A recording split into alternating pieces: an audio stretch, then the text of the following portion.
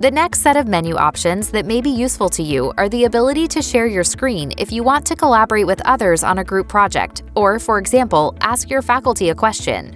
You can share screens in 3 different ways, and each one gives a little bit more permission to the other user. This first option allows me to share my screen in view-only mode so that the other person can see what I'm working on. I could also give that person the ability to annotate or draw on my screen. Lastly, I could grant full control so that the other user could remotely control my desktop, maybe if I'm trying to troubleshoot an issue and need some assistance, either from a tech support or my faculty. To show you what this looks like, I'm just going to click the full control option. Copy this, and then I would actually email this link or put it in the chat and send it to my colleague. My colleague or teacher can paste this link into a browser,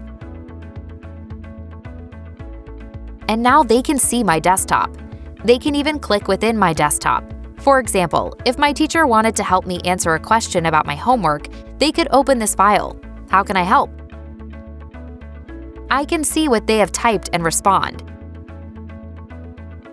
But when I'm done sharing and I want to stop, I can simply click Stop Sharing, and the other user will see a disconnected message.